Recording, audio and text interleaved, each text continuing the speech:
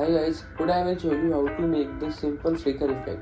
You will need the Sapphire plugin for this, so make sure it's installed in your AE. Since this effect is super easy to make, so let's jump straight into it.